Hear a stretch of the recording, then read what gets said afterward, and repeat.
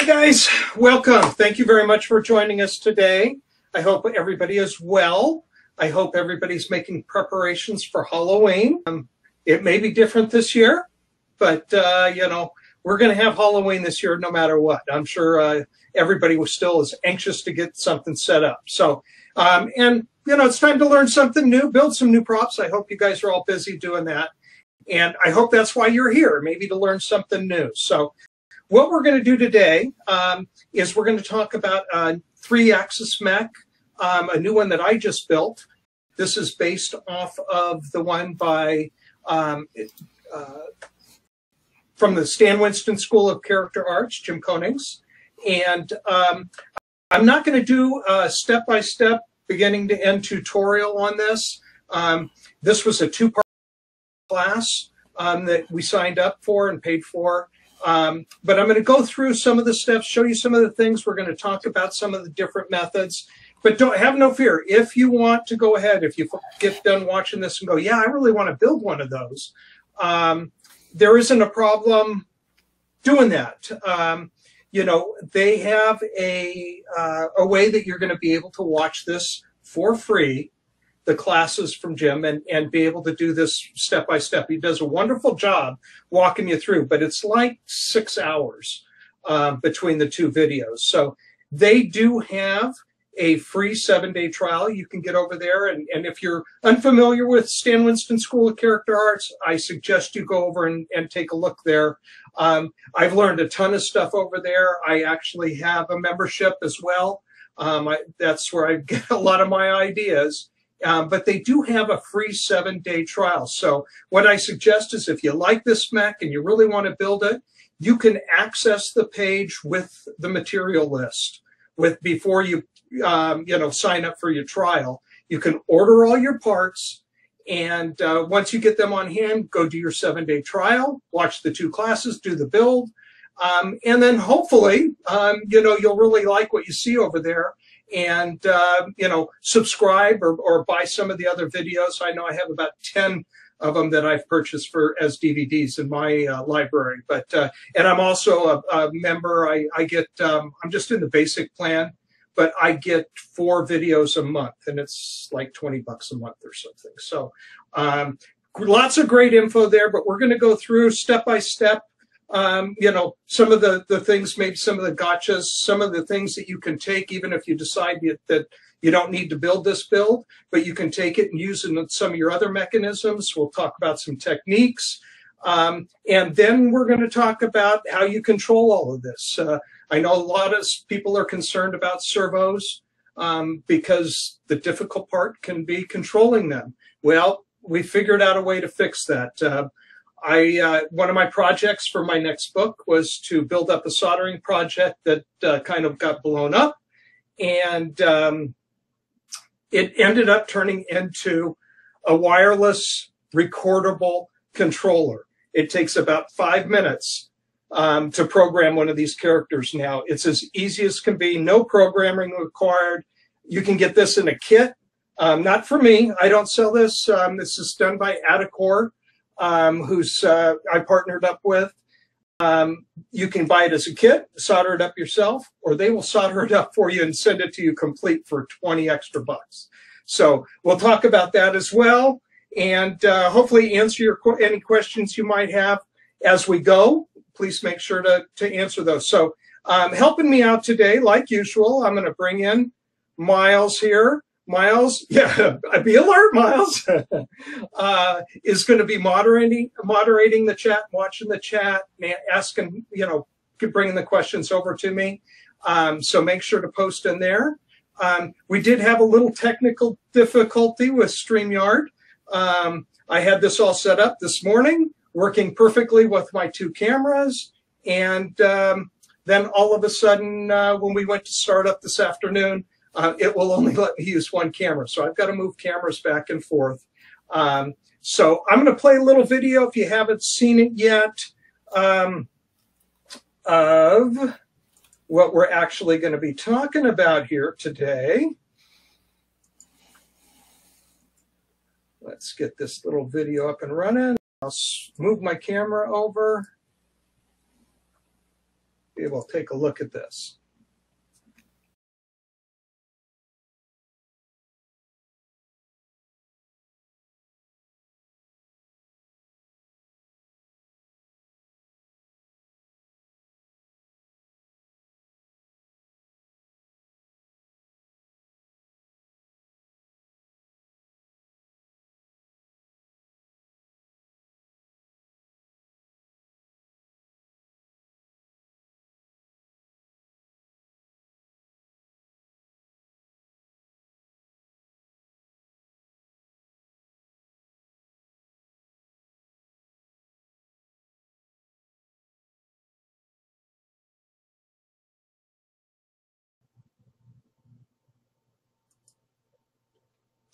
Okay, first off, can everybody hear me all right?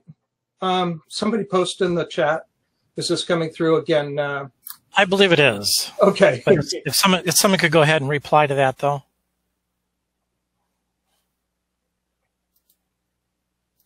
Anybody? Anybody Yep. awake? Wake back up. We're good. Okay, we're good. Okay, and again, if we have, as you can see, kind of in the corner over there, I share this room with my cats. This is my cat's room and my workshop. So if you hear them, kibitzing from the door, complaining about how I'm doing it, please ignore that. But anyway, please, again, post your questions over there as we go. And we'll see if we can get those answered, whether it has to do with this build or not. If anything to do with servos especially and programming and all of that stuff, happy to ask. So, Miles, you want to post a link up over there to the material list over there at Stan Winston? People can take a look at that. What I did is I ended up ordering parts from a couple of different places. If you haven't ever checked out McMaster Car, that is the go-to place for a lot of these prop building supplies that we use. So I bought some of the materials, the hard materials from over there, and then I bought some from Servo City, and then I had some of them on hand. So kind of what I did is I made a list of all the parts that I needed and went through, and McMaster Car was in one color and Servo City was in one color, and the parts I had on hand at home were in a third color. So I made sure that I got everything ordered the first time. That's very rare for me that I can get every part I need in the first order, but I did. So that really helped me out.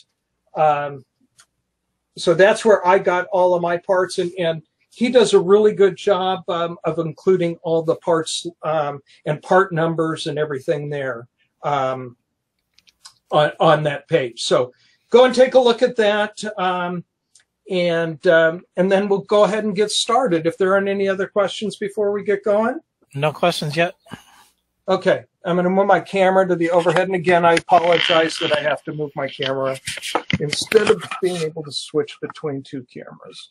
Now, mine is totally disassembled because I wanted to be able to show this to you guys. Yeah, I don't know. Yeah, my cats could have chewed on something. That's for damn sure, just to piss me off. But this is kind of the build broken down into kind of the four biggest pieces of it. As with doing a lot of stuff like this, the measurements are pretty precise, and Jim does a really good job of giving exact measurements of everything and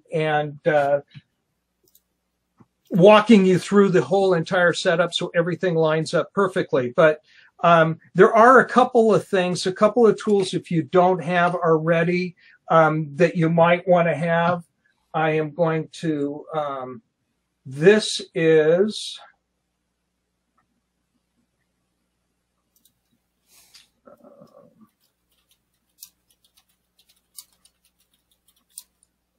see if I can get over to my other screen.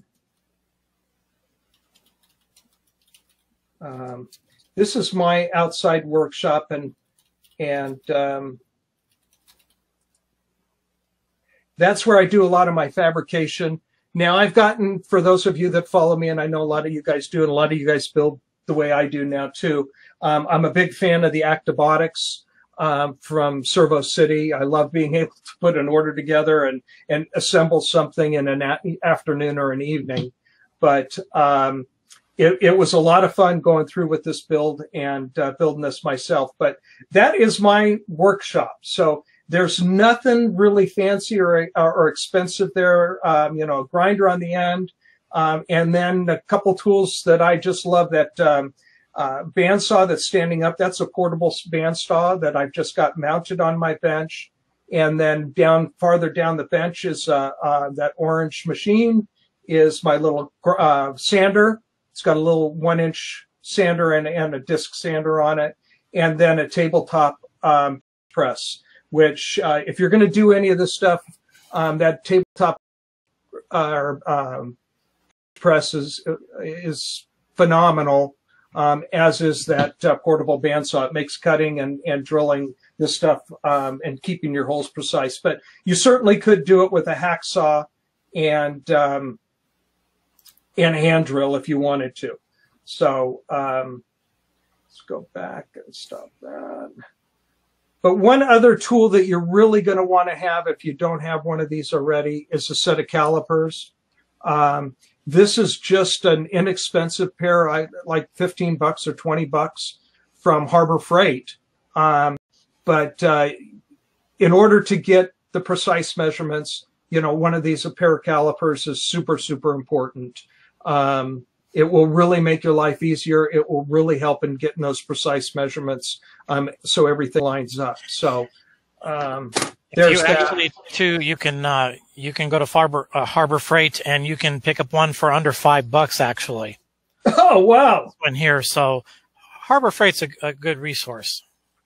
Well, and if you're afraid of Harbor Freight, that portable bandsaw that I showed, that's a Harbor Freight model. I just got better blades from Home Depot, just like I did, the same thing with my welder. I have the cheap welder from there.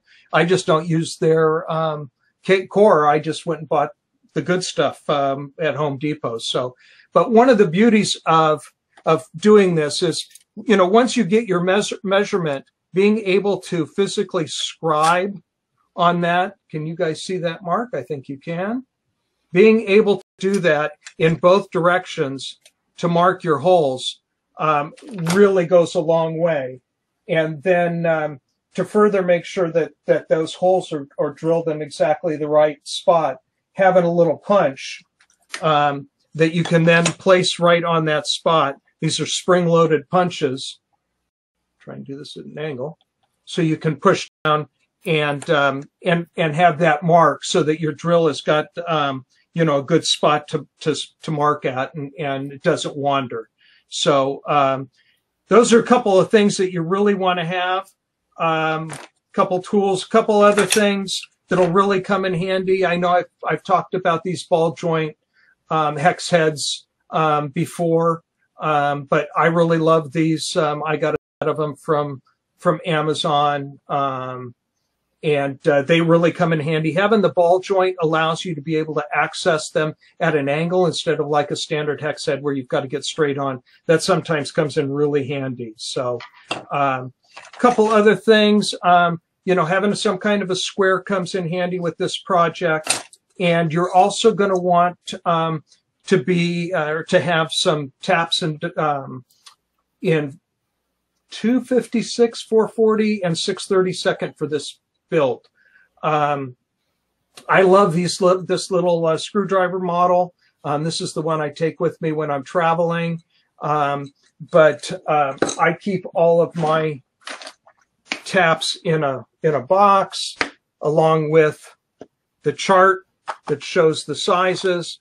And then for tapping, you're going to need 2 different drill bit sizes. You're going to need the one that you're going to do for the starter hole for the tap. You're going to need one for a through hole, because one of the pieces you're going to want a bigger hole so that screw slides freely through it. Then you're going to drill with the smaller bit in the one that you're going to tap, and then you're going to need the actual tap. So you're going to be going back and forth between all of these. Oh, and quarter.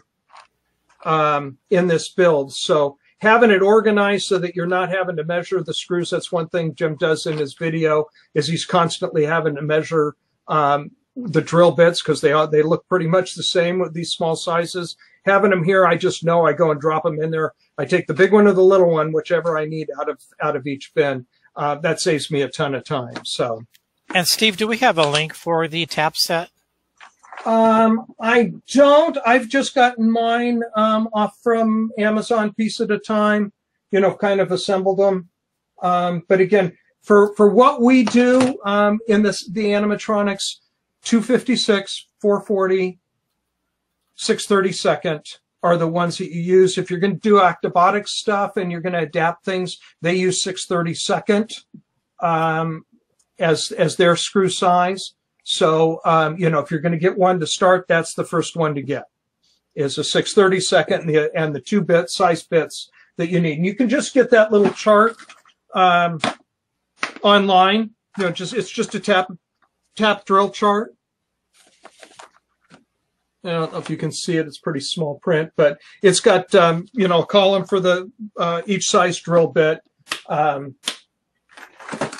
you'll need for that. So, yeah. So anyway, so that's where that is. Those are some of the things you're going to need. When you get done with this, being able to lock some of these things in. I don't like the permanent one. This is the one Jim likes too. Mine, in fact, I had to get a new one because I was out. But this is the removable Loctite. It's the blue, although the tube is red. It actually says blue. This is the one you want. This is the one that you can remove. So you want to make sure that when you're all done, you can lock those threads down a bit. So some of this comes in handy. Okay, any questions? Any thoughts? Cooking recipes? Not so far, we're good. All right, so the first thing you're going to start is you've got to build the spine. This is the spine, and it uses to align the shaft, the main shaft. You know, your head's going to be mounted up here on the top of this universal joint up here. This is eventually going to slide down in here. What it uses is something called a rod end. And if you haven't played with the rod end, this one's a bigger one so that you can see a little bit better. But it's threaded on the end. The ones that you're going to use are 1/4 inch. This is like a 3/8. And then it's this middle section here has got some movement on it. Steve, let's go ahead and zoom in your screen. Let's see if I can do that without screwing everything up today. A little technical difficulties today, guys. We apologize.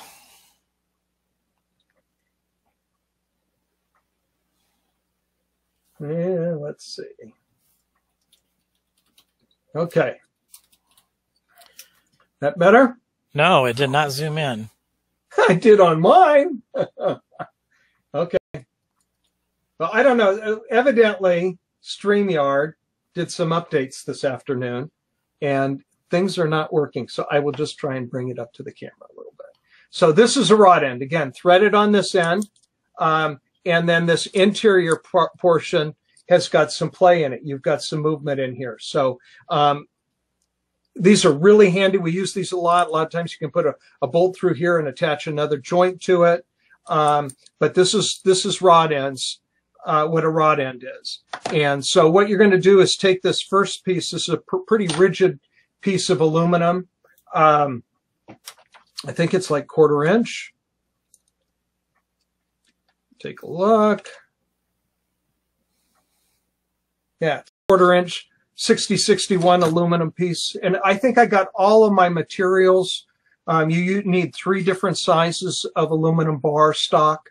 I got all of that from McMaster Carr, just because with COVID, I didn't want to run out to my metal shop. But you're going to drill a couple of 1/4 inch holes in the bottom and then thread these 2-3 in line. And you can get a little off. Again, these things move just a little bit, but you want to make sure that this is as straight as you possibly can in line. You can see I had a scribe line down there for the center line, so that when you slide this in, pull these off. So this main rod, and this is you're going to have two different 1/4 inch rods. This one's a stainless rod, perfectly straight, perfectly round, aluminum stock, which you're going to need a piece of a little later. This is not perfectly round. You may think it is, but it's not. So you're going to use stainless rod for this piece right here. But you can see that this now provides a perfect pivot.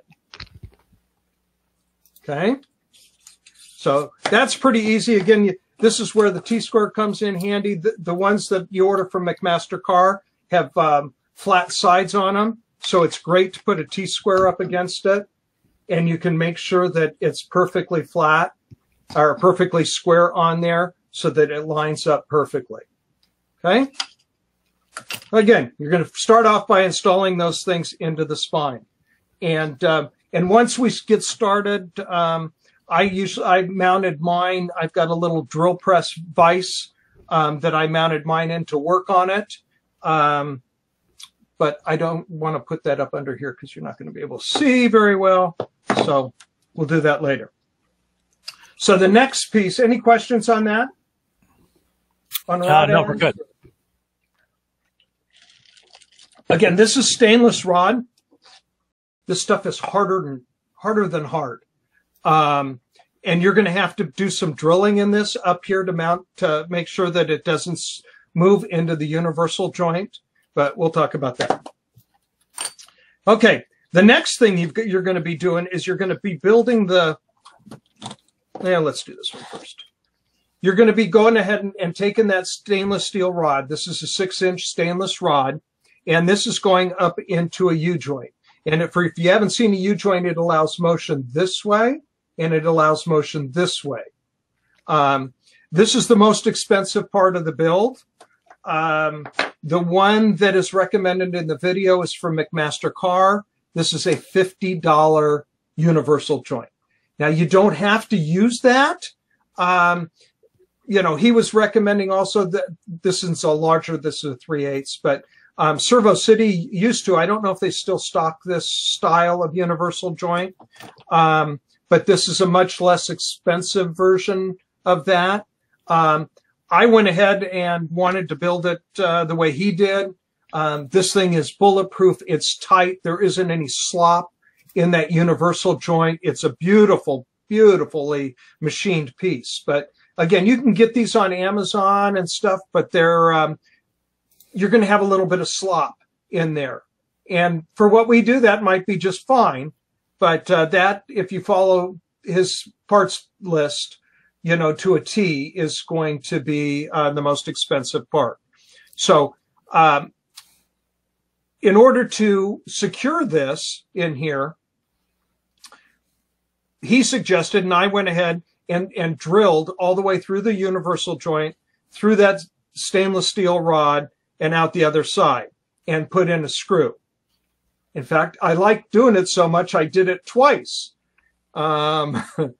You might see here, if you're sharp-eyed, right there is a broken drill bit. It broke right at the universal joint, so I ended up rotating 90 degrees doing it right, and the second one went through, and I was able to tap this and get a screw in there. So this one is on permanently on this other side here, where it attaches to the plate, or onto the rod. This one here is on permanently, so if I ever need to remove it, I remove it from this end, which attaches to the head plate.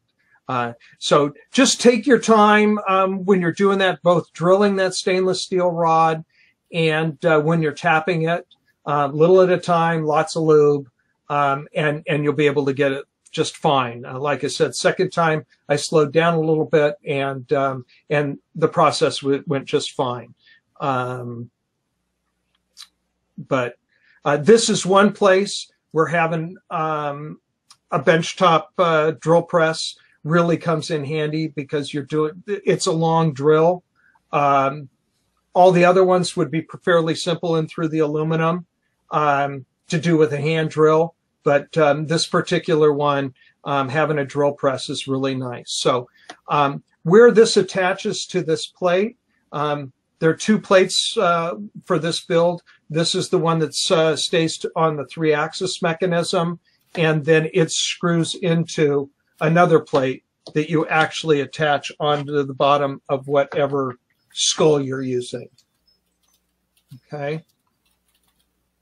This, for me, this is just a super lightweight one. This is a pretty robust system. Certainly could handle a much heavier head or skull. In fact, Jim uses a Terminator head for his, and it does really well. So, so in order to get this end of the universal joint, again, you're going to have something like this on this end, and you need to be able to put a little spud. What you do is you cut a little piece of aluminum rod out that is just long enough to go through that spud. So you cut it off right here, and then attach that onto the other side of the universal joint.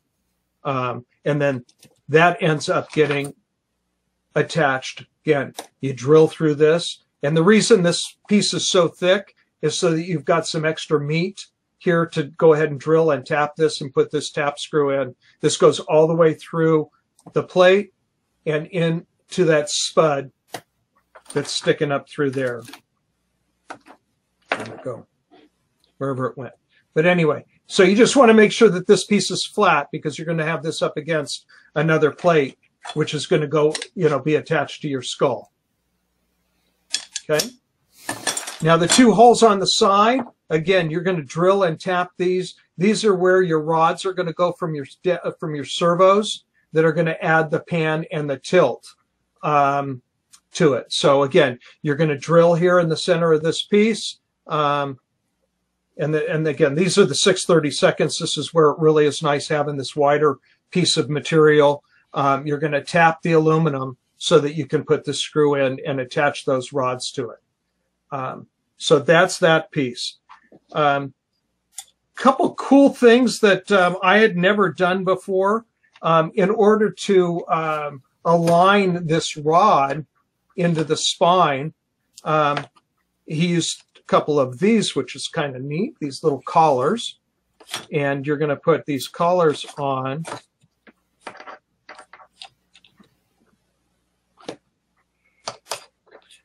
And this is going to be, you'll attach those so that they're solid and decide. But this allows some adjustment when you go to attach your skull, that you can make some adjustments to the height to get everything aligned, which is really cool. One thing Jim does do is he does provide some adjustment, which I really like. So using those collars allows you to do that.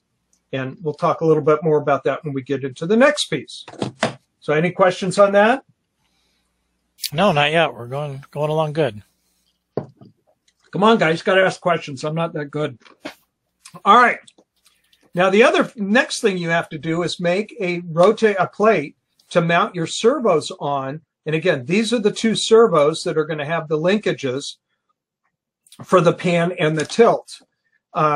This starts out as, do I have a piece of that? I thought I had a leftover piece of the other one. Anyway, oh, it does. It's this way.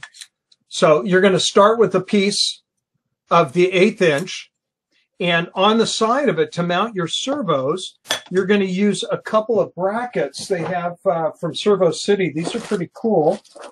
If I have one.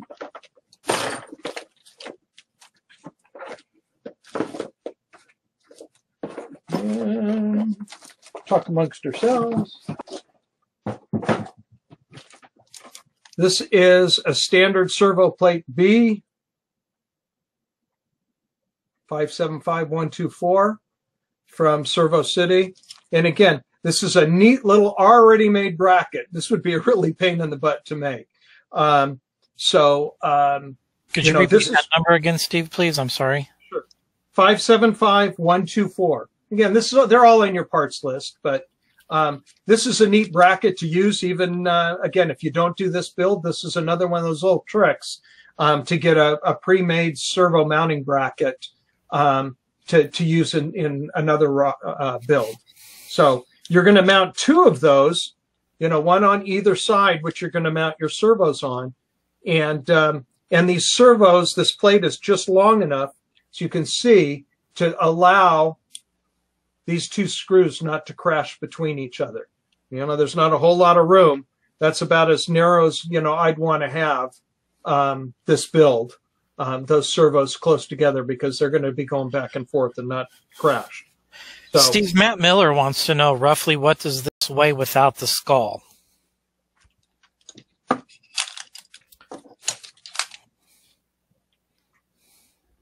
Three servos. The biggest thing is the aluminum plates. It's a couple pounds for all of that, because we're using some pretty rigid aluminum plate.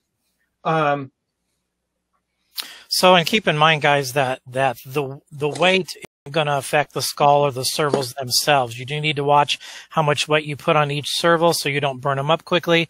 But these servos are going to be mostly dealing with the skull weight, not to the overall weight of the project. Yeah, this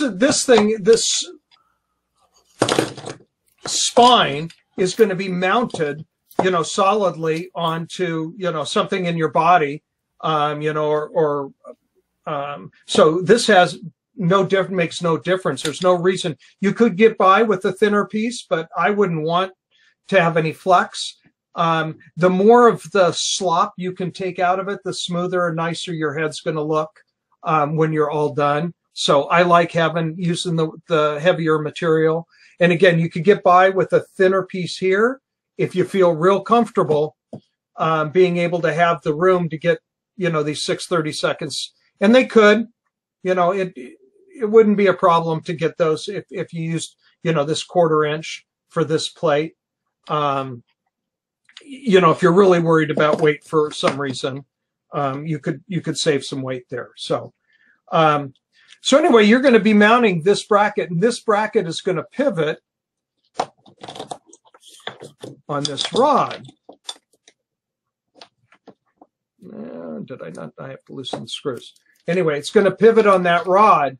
And really a cool thing I hadn't done before, it's something I learned. These are a couple more shaft collars, but these are 2-piece shaft collars. And all you're going to do is use the half of the shaft collar that's got the threads on it to be able to lock down that bar. So that, that's pretty cool. I'll use that little trick again, so that you can put this down there, and then you can just tighten those screws up on the back, and this will rigidly hold that shaft in place. Okay, well, let's go ahead and get this mounted. Any questions on any of that? Yes, JC would like to know, what is the length and width of the shaft? The stainless shaft is 1/4 by, I think it was 6 inches. I think he wants to know about the plate, the aluminum plate. This one. Yes. This was 12 inches by 1/4 inch, 60/61 by, what is that, inch and a half wide? 2 inches. And again, those measurements are available on that parts list from the Stan Winston website, which is available for free. So this piece is 1.5 inches. So again, yeah, and that's it. Kind of keeping track of all these different sizes of plates and which one goes where, and because there's 3 different ones. So anyway, so let's go ahead, if there's no other questions, get this assembled. So this will slide up into here. You're going to put one of these shaft collars on, because we're going to lock that down. You're then going to feed that through. Going to put another shaft collar on. Get it lined up right.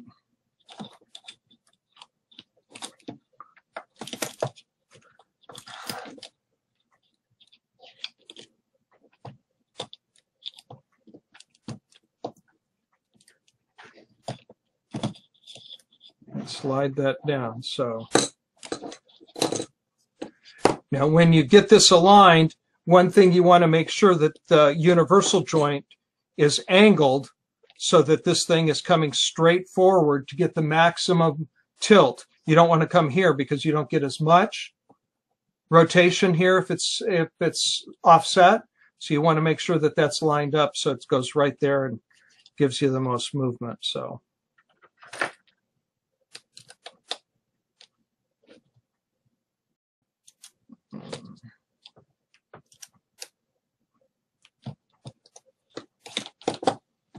again, you're going to put these shaft collars on so that that piece now is solidly in there. It's not going to slide up and down unless you need it to slide up and down if you need to make an adjustment. You're going to want to leave enough down here because you still have to add the other bracket for the rotate servo. So what's going to happen is this thing's going to turn, and those are going to be along for the ride. Ooh, got to tighten those down yet too.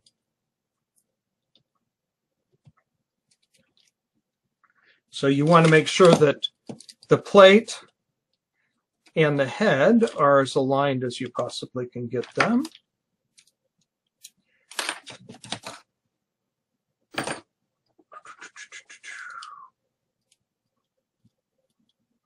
Which one is it?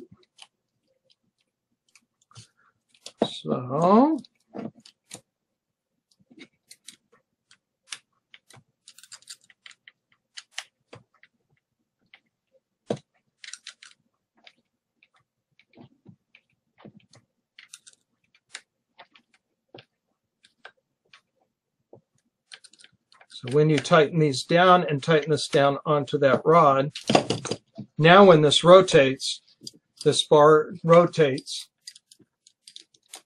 it's going to move those two other servos are going to be along for the ride. Okay? And then these are going to go back up here and be installed onto the plate.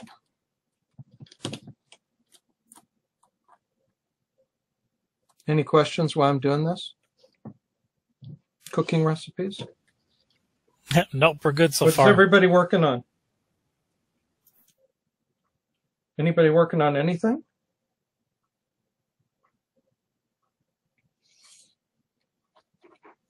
Nothing? Crickets?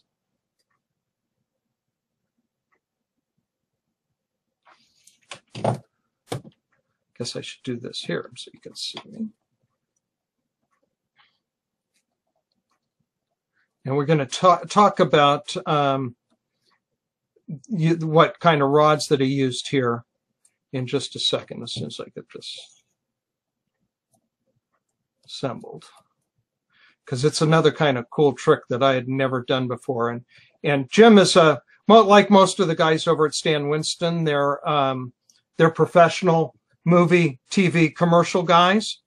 So a lot of the stuff that they build, let me just put it that way, is pretty bomb-proof, and which I really like. So some of this is a little more overbuilt. Again, for those of you that follow me, know that I would rather spend a little bit of time in the summertime working on this stuff than have this stuff break on Halloween. So, okay, so that's how that goes on to there. Questions? Yeah, Matt, I am trying to stay cool. My air conditioner's on, my fan is on, and I am hoping not to be hit with a rolling blackout before we get done here. Okay, I told you we'd talk about the rods. For doing rods like this to attach a servo to a plate, normally I would use some threaded rod. This is a piece of 440. I'd usually use something like this for 6/32. I would just measure this out to what I needed, add some for the threading into the joints there, and I'd cut it and I'd use this. But even 6/32 can bend and have some play in it.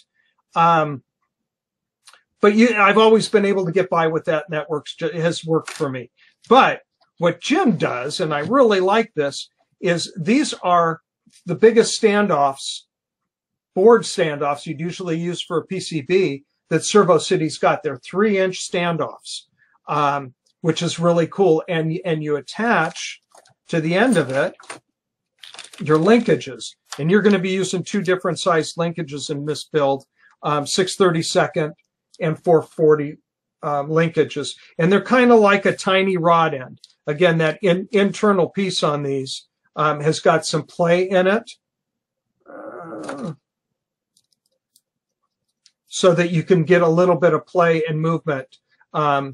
Because a lot of the times when we're doing linkages just like these, they're not lined up perfectly. So, but what he uses, you need something to attach the linkage to the standoff, because again, they just come threaded at the end. What he uses is these little button head sockets. Where are they? Little. And I've never seen these or used these before. This is 6/32 rod. Looks like, and you could use 6/32 rod. You could cut these little pieces to use for that. But the cool thing about these is they've got a set screw on the end that you can take your Allen wrench and put it in there and screw it in with an Allen wrench. Because getting it into this, into the linkage is tough. In fact, what I recommend is before you try and screw anything into these, take your tap, whether it's a 6/32 for these, or the 440 for the little one, and run your tap up through here, and it'll make it a lot easier to add either your threaded rod, or if you're using these standoffs like he did, to screw these in there. So that comes in really handy, because it's really hard sometimes to get this threaded rod to thread into these linkages straight. So being able to thread them really comes in handy. Tap them. So so that's what he uses for the linkages. And then now we're on the home stretch. One more of the little brackets. And I did one for my servos. I didn't use the servos that he mentioned in his. These are servos that I use a lot of. I happen to have a couple on hand, so I only had to buy a couple. For this, as with all of my animatronics, I am a big fan of buying quality. I've been a high-tech fan for a long time, and I stick with high-tech servos. Now, a couple things for somebody just getting started in servos, they've changed, or they're making a change for the servo shaft.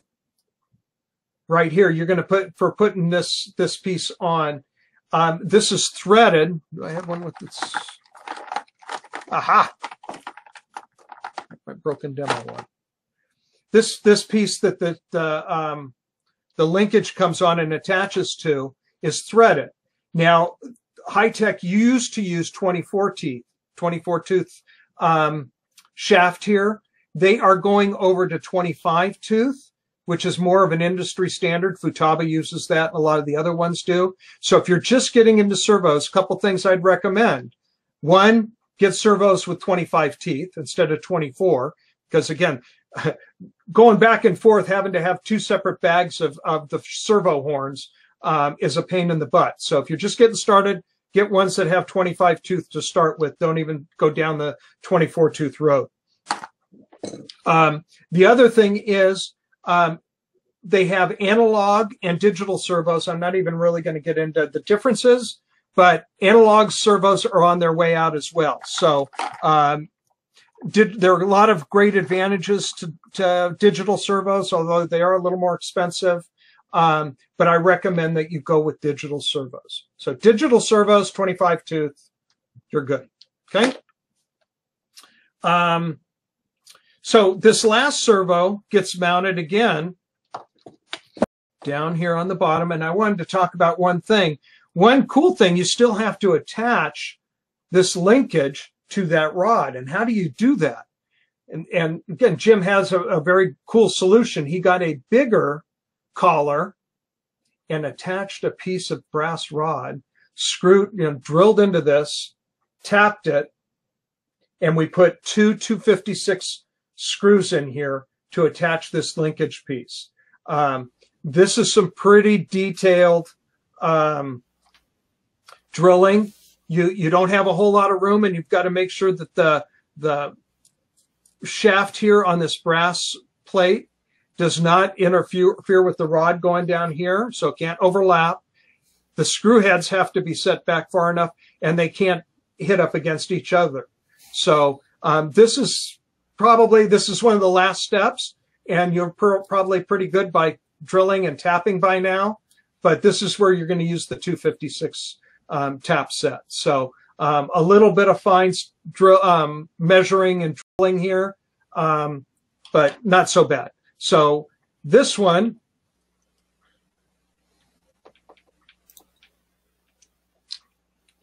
is going to go, it's going to mount, again, this collar is going to mount onto the bottom.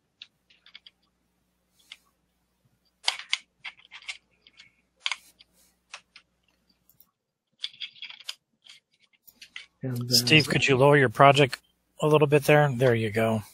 I realize it's harder to work on that way, but yeah. And then this will mount back onto the plate, and this is what's going to drive it side to side. I've got to do some adjusting on mine to get it to line up, but that's how this last one. Again, this is a cool trick.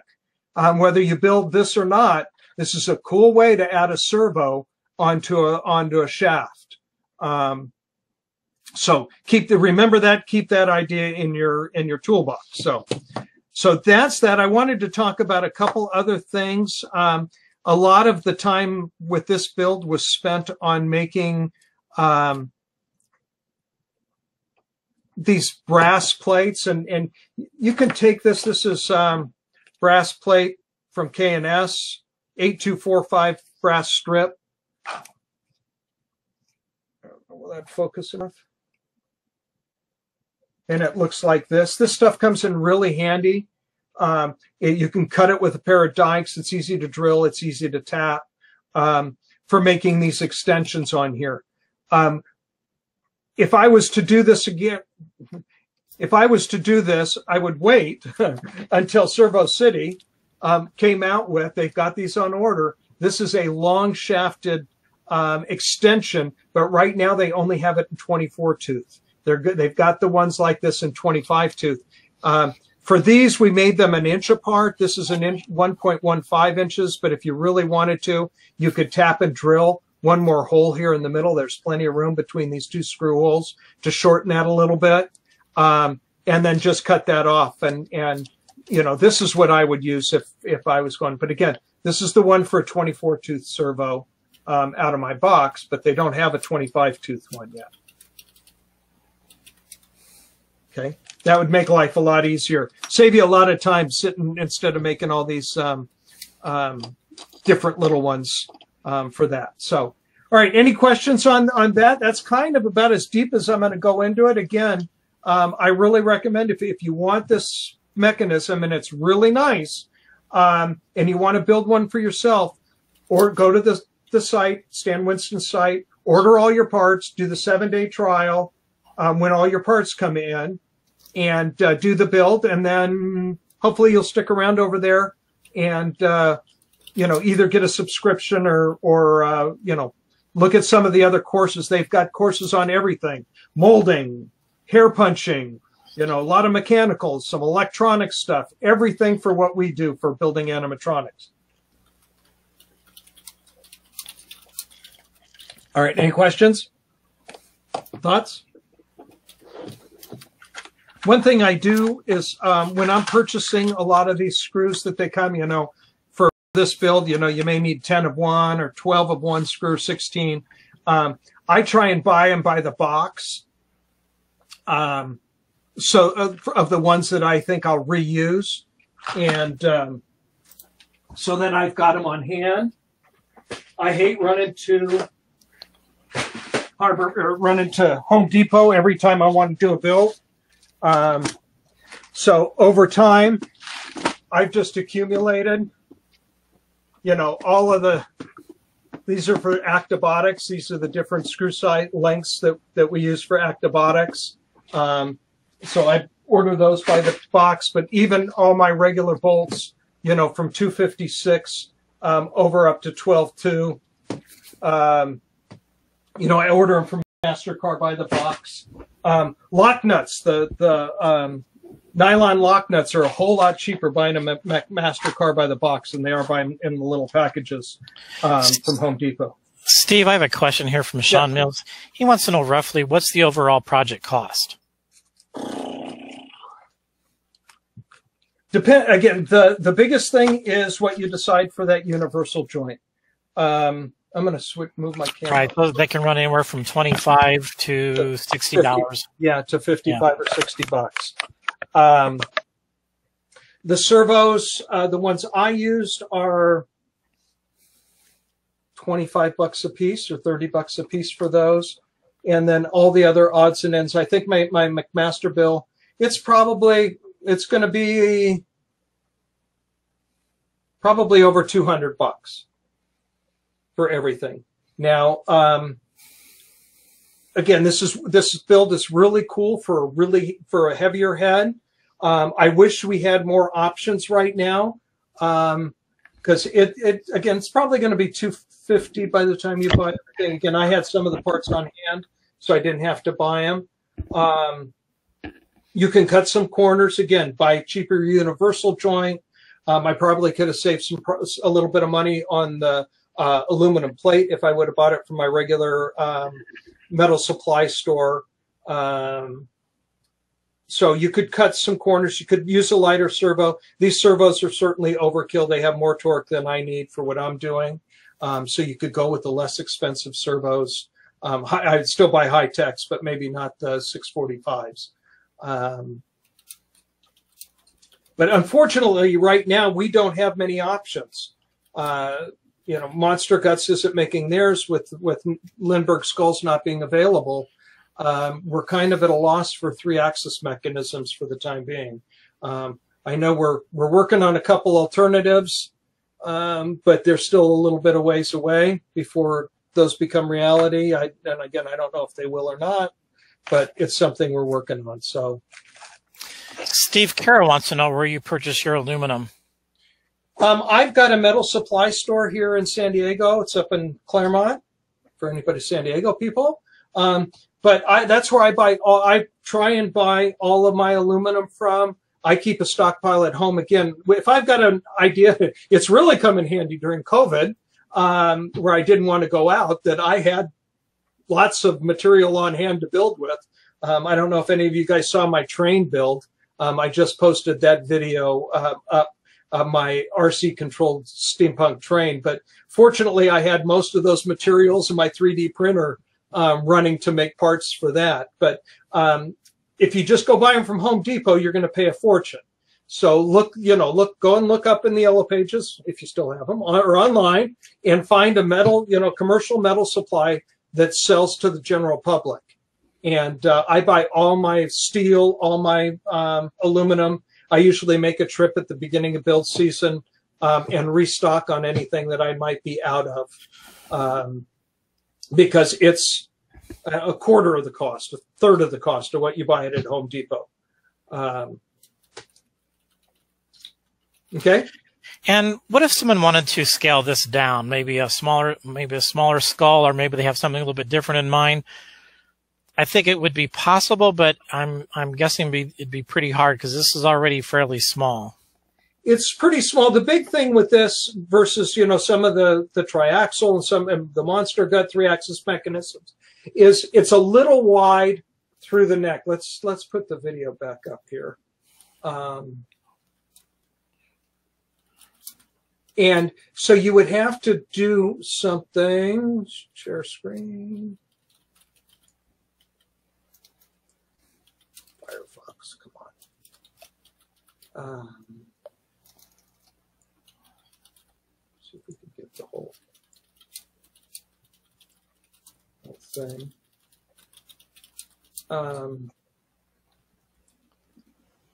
If you can see up here, around the neck area, up above the servos, where you've got those rods coming up, it's a little bit wide. It's not like we just have a single shaft going up there. So you're going to have to hide that a little bit. What I would do, and what I use quite a bit to hide necks, the mechanisms in necks anyway, some flesh tone pantyhose, a piece of that glued up on there will cover that up nicely. It'll move. It'll look realistic. And that's what I would use to cover up this, you know, the rods and the mechanism there. And Steve, since we're showing the board there right now, let's talk about that board real quick. Yep, I was ready to go there. If we didn't have any other questions, let me stop my share. Go back here. So what we've ended up doing, and like I said, I didn't do the bulk of this programming. For those of you that have read my book, my first book, and know that I am working on a second book. And again, I don't know if anybody here doesn't know, but that's the first book. And you can see Actibotics. You know, this is all Actibotics channel. You know, I order this stuff and I can build the, you know, body frame, you know, after dinner and go to bed at a reasonable hour and have that built. I love Actibotics, but I've got to say, it was a lot of fun going back into the workshop and doing some fabricating again. I really had a good time with this build. And the instructions that Jim does, step by step, perfect. Every measurement, you know, answers every question. It's just a fantastic course. But again, it's 2 parts. So, you know, once you build it, you may not ever build it again. So you may not want to buy the DVD for it. But I've got like 8 or 10 of their videos in DVD in my library. So anyway, I was working on book 2 and I'm doing a chapter on soldering for that book.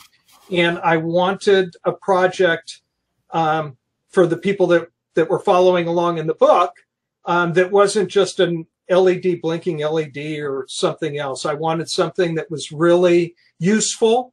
And so I do a lot of RC stuff. Again, if you follow me, again, my spider, the train, you know, I've got 3 or 4 different projects. I've got a new canine from Doctor Who that I'm working on that's going to be RC controlled.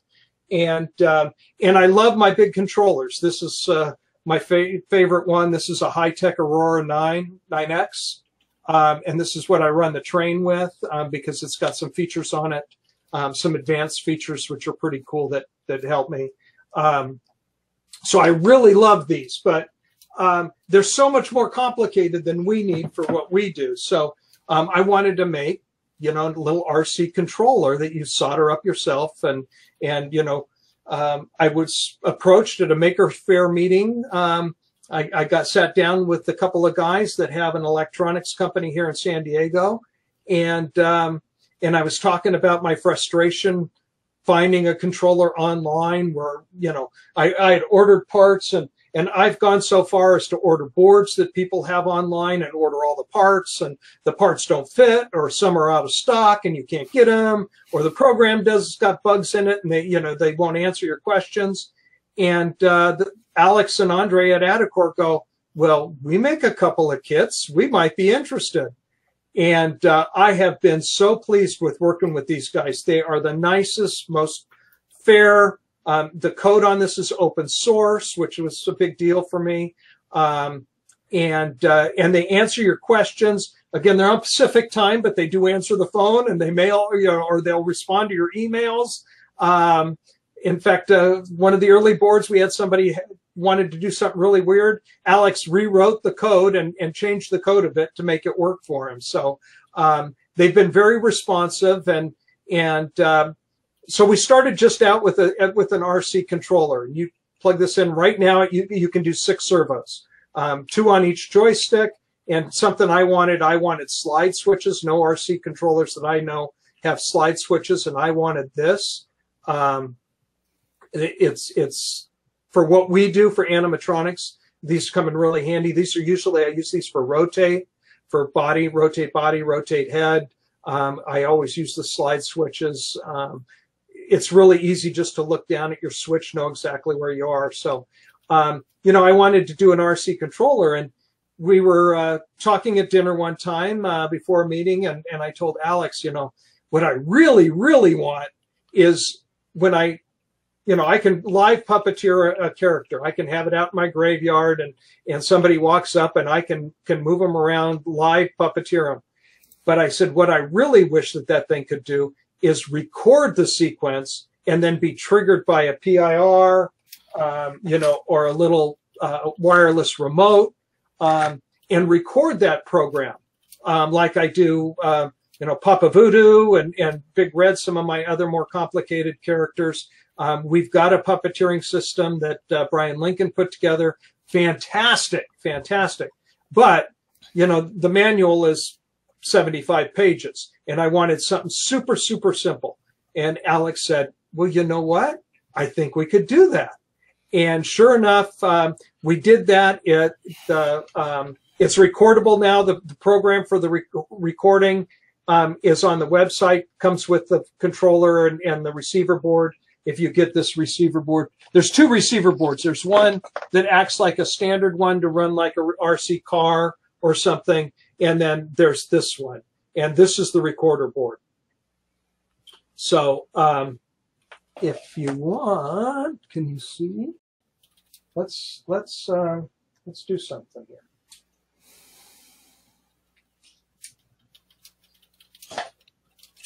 So this particular character, Wee Little Talker version 3.2.4 by Steve Bjork. Now testing the audio spectrum analyzer system. For those of you that buy Hot Hacker stuff, you will recognize Steve's voice there. This guy is actually using 3 different boards. It's using a Wee Little Talker to control the jaw. It's using one of our recorder boards to run the 6 servos in the body, 2 in each shoulder, a rotate servo, and then actually I'm working on a little prototype wing mechanism that's got here in the back. And then it's got another one of the boards that's running the 3-axis mechanism for the head. So I can manually go and move this live puppeteer it all I want. And that's really cool. But what really sets this apart, and no other RC controllers do this, is we can record a sequence. And not only can we record now, we have out to the beta testers, and I actually have it on here, you can actually record this in 4 separate tracks. So you start it, you do the first track, set your timing with one joystick.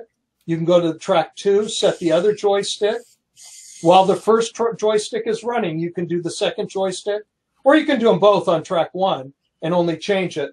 The third track runs the 2 slide switches, and the 4th one, another thing that isn't on a standard RC controller but we really like, is it's got digital pins. Good evening. You get to listen, Welcome Steve. to my home. For all the buttons, 6 different buttons and 2 switches that you can set. I am Dracula. So that is super cool. It is super easy now to program and record sequences. And just so everybody understands, so once you program this board, you now have a standalone prop. Yeah, you turn this thing off. Put this away. You can move on to your next project, buy another, just the recorder board, and go on to your next project.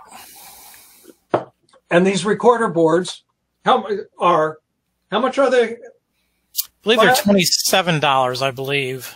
$25 or $27. These are standalone, triggerable servo, and it's got, right now we've got 6 servos.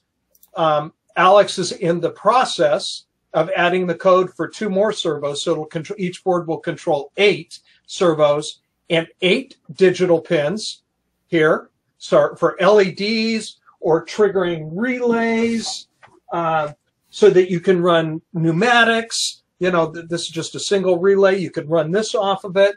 You can run LEDs, again, using the digital pins, and 2, a high and a low trigger pin.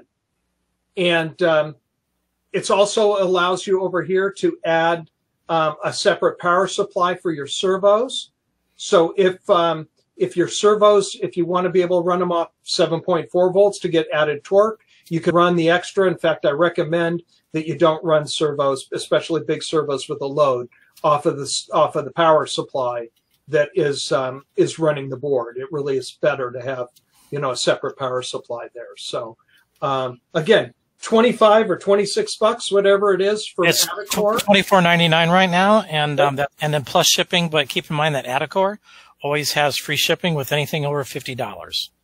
Yeah, so buy two of them and buy a PIR, you know, and get your free shipping. And I think they even do it. The books are $49.95 for Adacore's got the best price on the book because I think they still ship those for free, even though it's 5 cents under. So, so those are pretty cool. A couple other things, Adacore, again, they're so good. These guys are not Halloween animatronic guys, but they're so good about working with what we want. The little PIRs that we use, this one is in a case to keep the water out of it. And if you want to know how to build that, that's one of the 125 videos or whatever it is on my YouTube channel, how to build these cases. But for those now, the cheap ones that we buy, see if I've got one laying around. The wiring on them is not the same as a standard servo cable. These use the same servo cable, standard, here's one, 3-pin servo cable, which has got ground on one side, signal, well, it should. This is the standard way a servo cable is. Ground on one side, power in the middle, signal on the other side. The new PIRs, these cheapy ones that we use that are just a couple bucks on, you know, Amazon or cheaper on eBay or AliExpress, you have to change over the pins. You have to switch over the red and the white pins. What the guys at Adacore said, it would sure be nice if we had a cable that came up made like this. And they said, well, we'll see if we can do that. So they haven't been able to find anybody that makes that. So they're looking into having custom cables made for us so that you don't even have to go back and make that switch. But the boards come pre-programmed, and we are working with one of our, is David here? I don't know if David is here. I don't know if he is or not. I haven't seen him. But he is working on a way that even for updates, when you go to install it, you won't even have to go through the IDE from Arduino. It'll be a super simple system, couple button pushes to keystrokes to upload new code updates. So they're working on that. In fact, he's already got it working. They're just trying to clean it up now. And hopefully that's what we'll release for the update for the new code. So that's something great about these boards too. As new code rolls out, as we're able to get it to do other things, that will always be available to you. Right. So that's, you know, I've done and still do use a lot of other methods to control servos, you know, pickaxes, Arduino, propeller activity boards. You know, we've used all of that stuff, but all of those require, you know, some program knowledge, some more than others. Even Arduino, which everybody says is so simple. It's so simple once you know how to do it, like everything else. It's not as simple as some people make it out to be sometimes. So one thing I wanted to show off a little bit, this is my new power supply. Somebody else, I don't remember if it was Jim Slanker or who, on the forums or on Facebook came up with this. It's an adjustable from 3.4 to 12 volts adjustable power supply. These are super cool. I got a couple of them from AliExpress, 10 bucks or something. But it's so cool. You can dial this up to whatever voltage you want. This is a cool new little gadget for, especially if you're using servos and you want to, you know, go between 5 volts or 7.4 volts, you can do that. That's that's something pretty cool. All right, any other questions? I've gone over my hour. Surprise, surprise. Steve, look through the questions there. There's a question from Timothy Felker.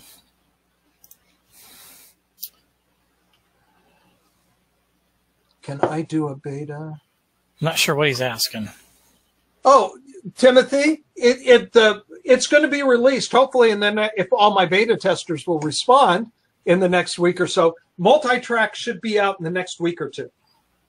If you currently have a board without multi-tracking, yes, it will be available. Yeah, the one right now will do single track. You have to record all 6 servos at the same time. And most of my earlier videos, if you've been following along with this controller, were all done using single track. But multi-track is out working. And again, all the beta testers have had it and had it for a couple of weeks. So we're just waiting. We're actually already into our second. We went through the first round. We had some suggestions from the beta team.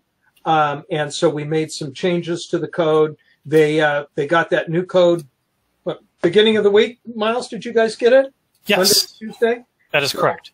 Yeah, I'm hoping that everybody plays around with it we have our regular video chat on Wednesday night. So hopefully by Wednesday night, we'll have some more feedback and we'll go ahead and be releasing multi-track, which is super cool. You can go back and change a track and redo a track until you're happy with it. Once you're finally happy with it, you save it, go on to the next track. It makes this super, super easy. Any other questions? Thoughts? Corrections to what I said? Additions to what I said?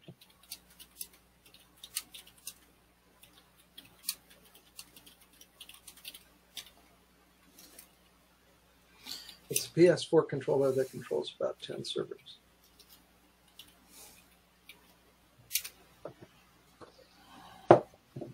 Okay. Well, if there aren't any other questions, we can wrap this up. I don't want to keep you guys all evening on a Sunday night. I'll talk about this stuff all evening, but that it? All right, guys, I think we'll go ahead and close this down then. I hope you have a good evening. Keep building Halloween stuff. You know, if we don't get to use it this year, you'll always get to use it next year. So take the time to build something super cool, learn a new skill, try something you've never tried before, and you know, use it to really improve your display when we do get to put them up. So, all right, if that's it, let's go ahead and close down. Let's say good night. Take care, guys. Good night, guys. Thanks.